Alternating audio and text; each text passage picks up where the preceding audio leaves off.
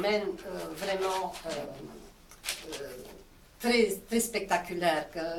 On ne peut pas rester, à mon avis, on ne peut pas rester insensible devant ces églises.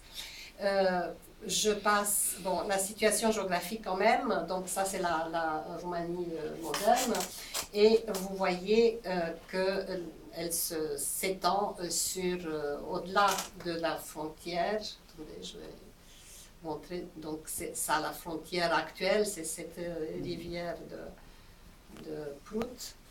Et donc voilà la Moldavie historique avec Bogdan Ier, Étienne le Grand avec une de ses fondations, une de ses dernières fondations. Je vous montre ici le catholicon du monastère de Nerms, mais au fond on voit une autre église de ce même monastère, qui est un monastère absolument merveilleux, mais je reviendrai de toute façon sur ce monastère, qui est donc fondé en 1497, donc à la toute fin du XVe siècle. J'ai parlé de la chute de Constantinople, les successeurs au trône, et vous avez ici une image votive de Pierre Rares avec sa femme et ses fils dans le catholicon du monastère de Moldovița. Catholicon veut dire, c'est un mot grec qui veut dire église principale, parce que les grands monastères surtout ont plusieurs églises, ou tout au moins une chapelle en plus de l'église principale. Et voilà, on arrive à l'architecture. Je suis contente de pouvoir vous montrer cette petite église de Rădăuți, église Saint-Nicolas, qui a été fondée par Bogdan Ier, donc au milieu du XIVe siècle. Et vous avez à côté le... Je crois que il y avait, pour que je vous montre quand même, excusez-moi. Vous avez le plan à côté. Et voilà. Je ne sais pas comment ça marche.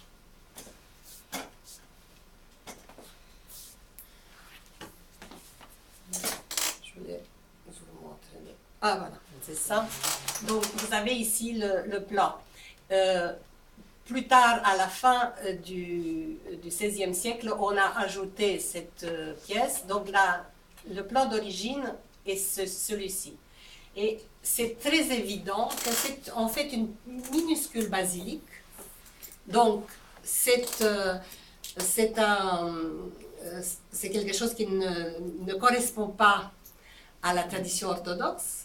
C'est absolument pas post-byzantin, mais c'était probablement des maîtres qui venaient de Transylvanie, qui savaient faire des basiliques, mais une basilique ne peut pas servir au rite orthodoxe parce qu'on a besoin de 3 pièces obligatoires, c'est le narthex, le naos et le sanctuaire. Donc on a coupé la basilique, on a ajouté un sanctuaire ici, et on a coupé la basilique et on a fait une église orthodoxe. Ceci, j'insiste là-dessus pour vous dire que les influences venues de Transylvanie sont terriblement importantes. C'est très visible au niveau de l'architecture, c'est un peu moins visible au niveau de la peinture, mais il y a beaucoup d'influences, même dans la peinture. Je reviendrai sur l'influence transylvaine avec un autre élément. Donc, les racines de cette architecture moldave, l'architecture transylvaine, l'architecture serbe et les traditions de l'architecture en bois. Au moment de la gloire, si vous voulez, de la Moldavie, la Serbie était en train d'être avalée par l'Empire ottoman. Et nombreux furent les artistes, les maîtres qui ont fui vers le nord. Certains sont allés vers la Hongrie. Mais d'autres se sont arrêtés en Valachie et en Moldavie. Et l'influence serbe est beaucoup plus importante que ce qu'on a dit jusqu'à présent. Et dans cette autre petite église du XIVe siècle, l'église de Sirette, l'église de la Trinité de Sirette, on voit cet appareil qui est un appareil qui vient des Balkans, cette décoration de céramique émaillée qu'on voit très bien ici. Donc, et on voit aussi autre chose ici, ces niches aveugles, qui sont une décoration des façades. Une décoration, simplement décoration, c'est gratuit, si vous me permettez ce terme désagréable. Et, bien sûr, la tradition locale, l'architecture traditionnelle en bois. Et la chose la plus évidente, ce sont ces toitures qui couvrent complètement toutes les coupoles, toutes les églises ont ce type de toiture qui est protégée contre la neige, contre le vent, contre la pluie. Et pour ceux qui connaissent un peu l'architecture balkanique, c'est terriblement déroutant de voir une église orthodoxe, et même l'architecture russe. C'est terriblement déroutant de voir une église orthodoxe couverte avec ce type de toiture. On ne sait plus, on ne sait rien de ce qui se passe sous cette toiture, sauf si on est architecte ou historien de l'art. La principale caractéristique de l'architecture de style moldave est la voûte moldave, dont vous avez ici une image, et ici, non, vous avez ici une image. Ici, ce que je vous montre, c'est une coupole sur pendentif qu'on peut trouver dans toute l'Europe, depuis Byzance jusqu'en Normandie. Mais les Moldaves ont eu l'astuce d'adapter ce type de coupole à pendentif en créant quelque chose de différent. Donc, ils ont gardé les 4 pendentifs que vous avez là, donc 1, 2, 3 et 4. Les pendentifs existent, mais ils ont posé sur ces pendentifs une bague sur laquelle ils ont construit une autre coupole à pendentif, c'est-à-dire 4 arcs qui soutiennent un deuxième jeu de pendentifs. Et c'est là-dessus que se pose la véritable coupole moldave. Il n'y a qu'en Moldavie qu'on a construit des coupoles de ce type-là, et c'est le signe le plus clair du style moldave. Voilà une autre voûte moldave, mieux éclairée peut-être. Vous avez aussi une coupe, mais j'espère que vous avez compris le principe de ces deux jeux de pendentifs, un ici et un deuxième là.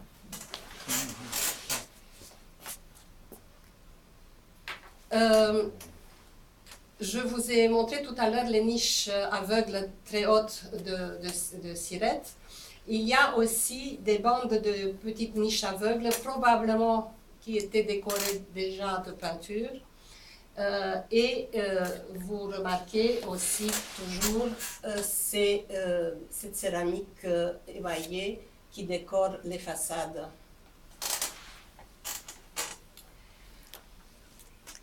Cette église de Saint-Jean de Piatra-Neamț et une autre fondation d'Étienne le Grand. Voilà l'église que je vous montrais tout à l'heure, le catholicone du monastère de Neamț, qui est absolument une merveille d'architecture, et où vous avez les niches aveugles vous avez tout ce qui est marqué, tout ce qui apparaît ici, il y a de la céramique émaillée.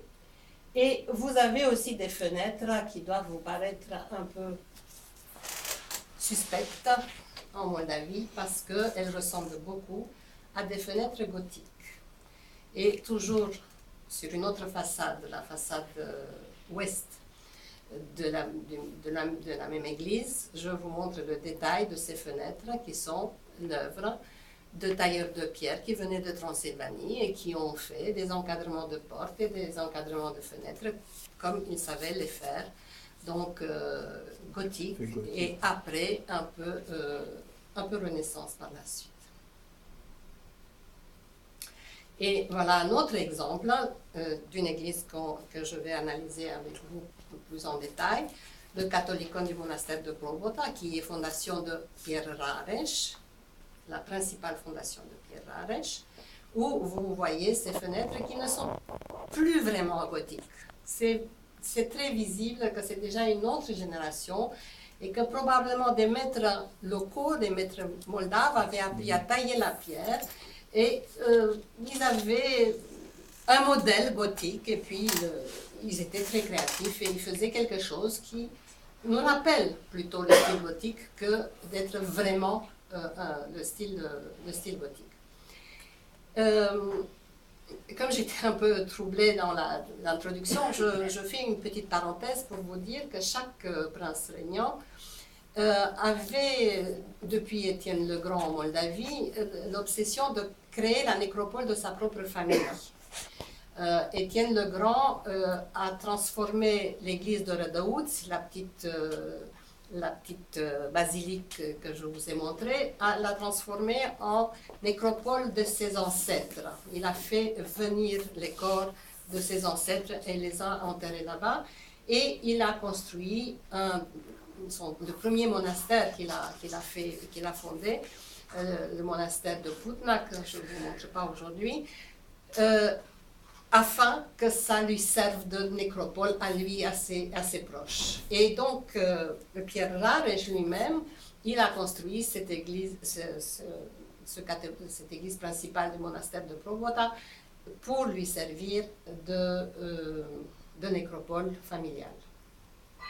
Familiale, c'est-à-dire, je ne parle pas de la dynastie, mais de lui-même, son épouse ou ses épouses et certains de ses enfants.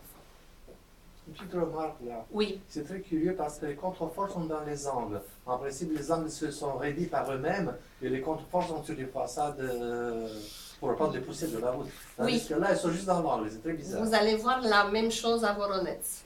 C'était une caractéristique de l'architecture du temps de Pierre Rares, parce qu'effectivement, quand on a agrandi Voronezh, on a mis des contreforts exactement au même endroit, mais jusqu'en haut, contrairement ici. Vous avez tout à fait raison. Donc, je passe à l'apogée de l'art moldave et surtout ce phénomène qui est vraiment exceptionnel et unique, la peinture extérieure. Donc, il s'agit de la peinture des façades. Et ici, c'est une image avec l'église d'Arbore, sur laquelle je vais revenir.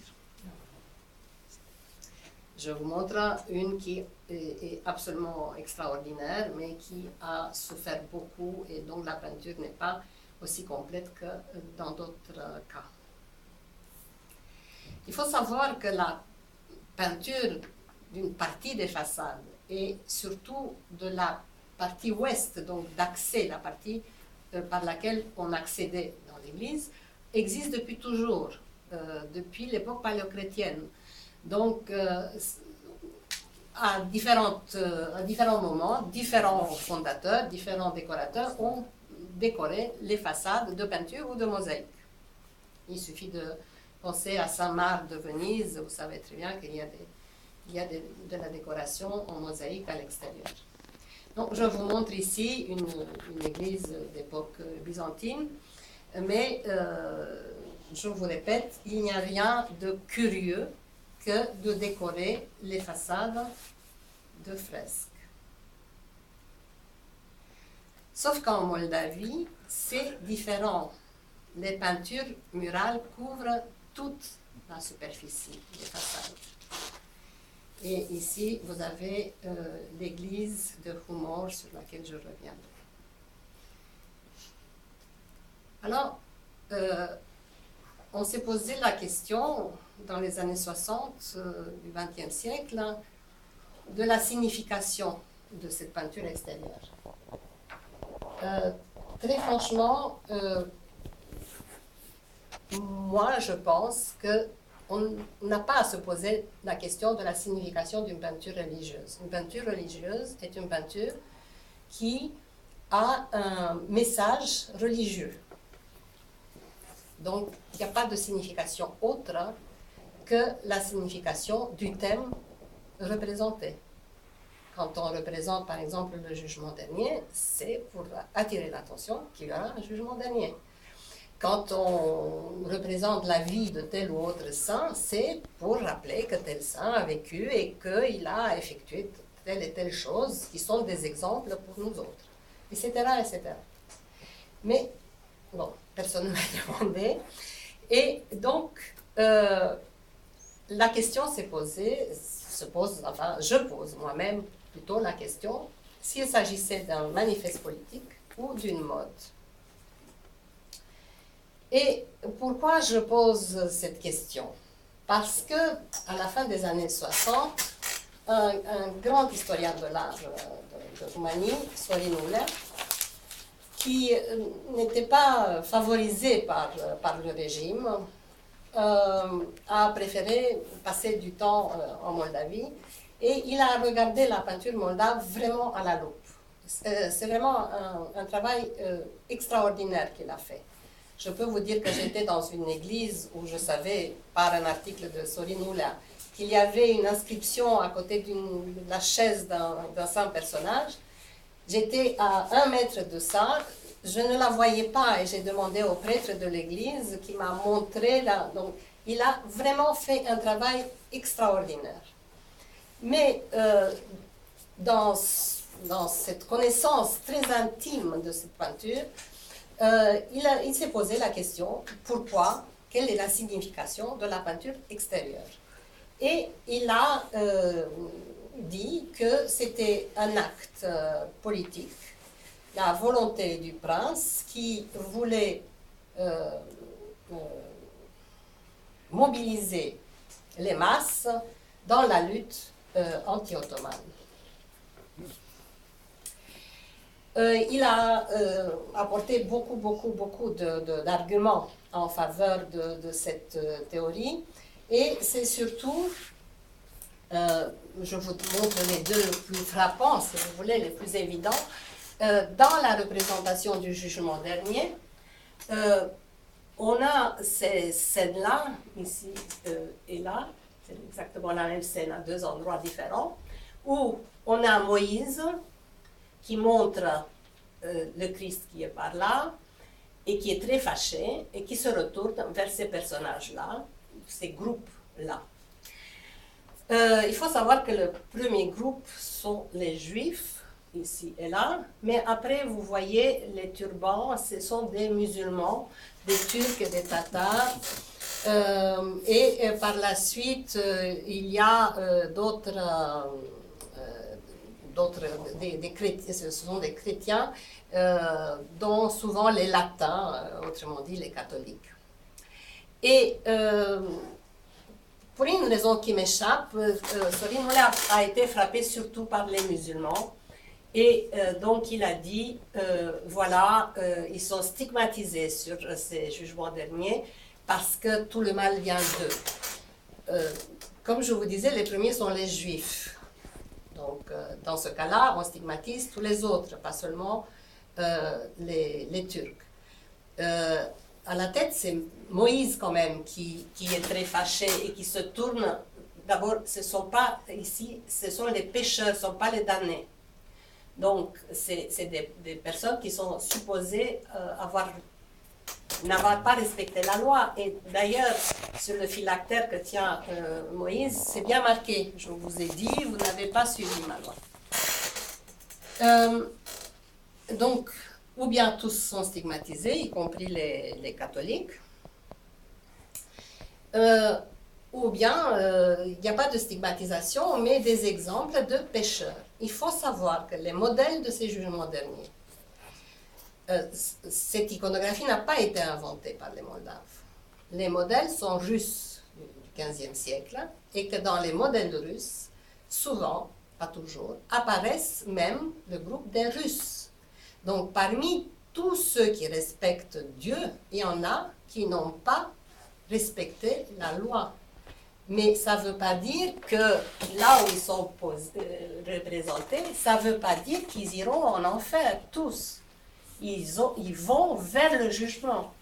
Et ce sont les pécheurs, et je vous montrerai par la suite, en face d'eux, il y a les justes. Là, pour eux, la voie est presque sûre, mais tout le monde va vers le jugement.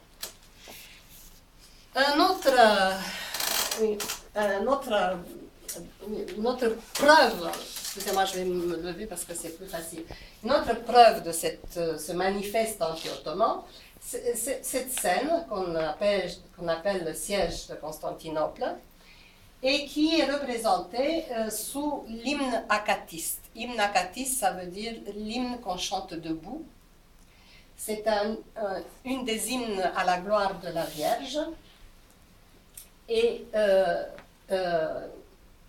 ceci illustre en réalité une introduction à cet hymne qui a été écrite après le siège de Constantinople au XVIIe siècle par les Sassanides.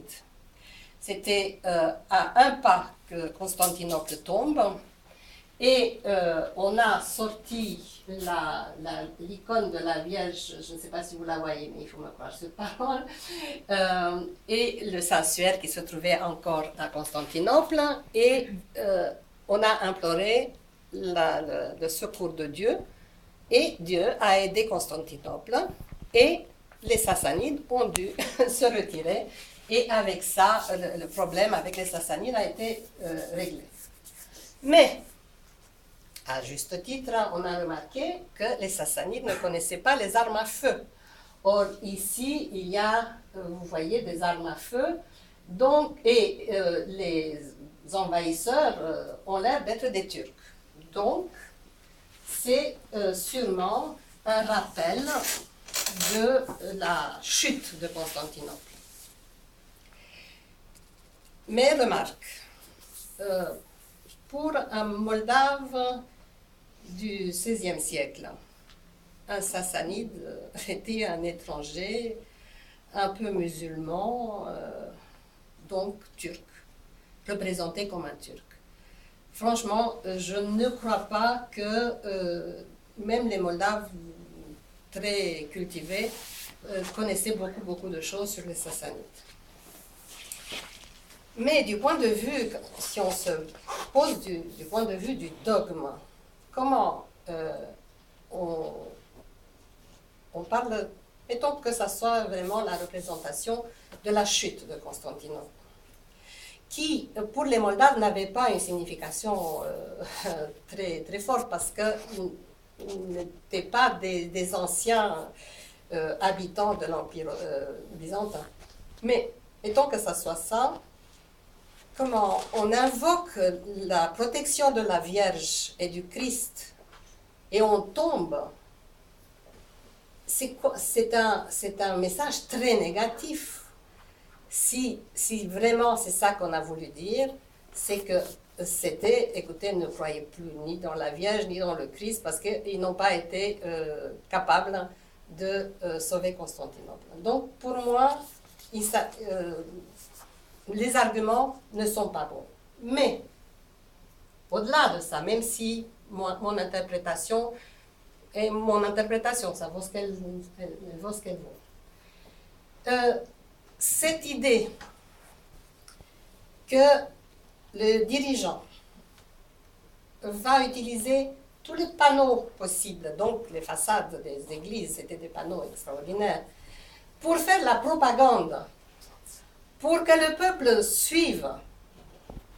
Ça, c'était une idée qui pouvait être acceptée dans les années 60, dans la Roumanie communiste.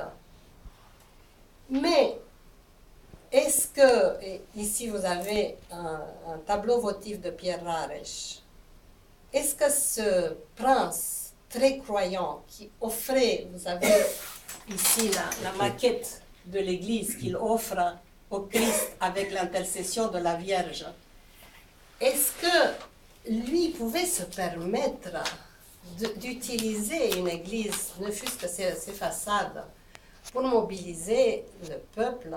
Et est-ce que le peuple avait un mot à dire? Est-ce qu'il fallait aller avec enthousiasme à la guerre? Personne, aucun paysan n'a jamais quitté sa terre pour aller à la guerre avec enthousiasme. Ils étaient obligés, on était dans une époque encore féodale.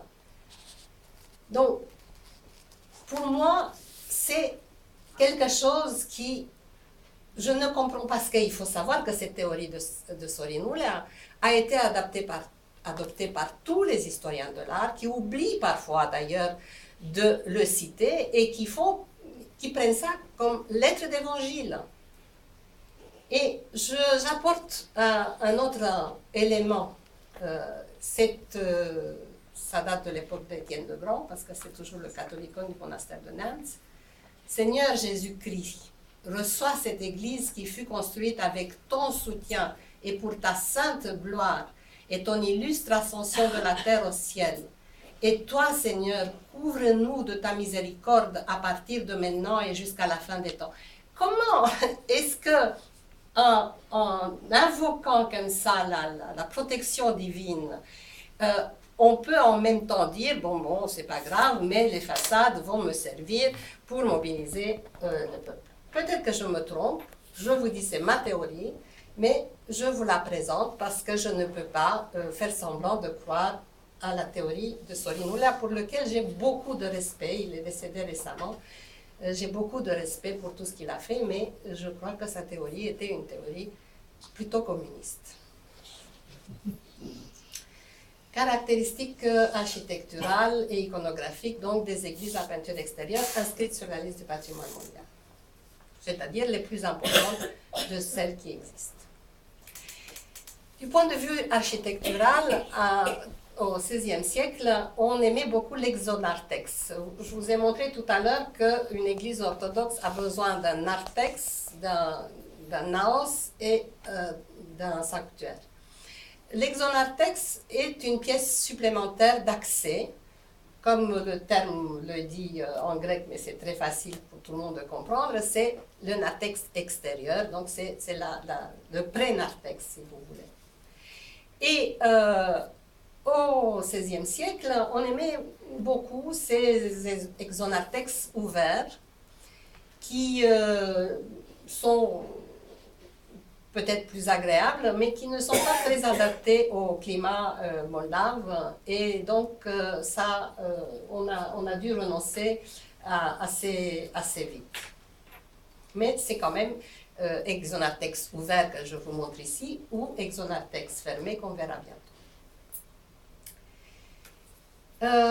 Concernant la peinture extérieure, il y a des thèmes iconographiques différents. Le programme n'est pas identique d'une église à l'autre, donc vous n'avez pas toujours le même thème au même endroit, et même certaines églises n'ont pas un de ces thèmes.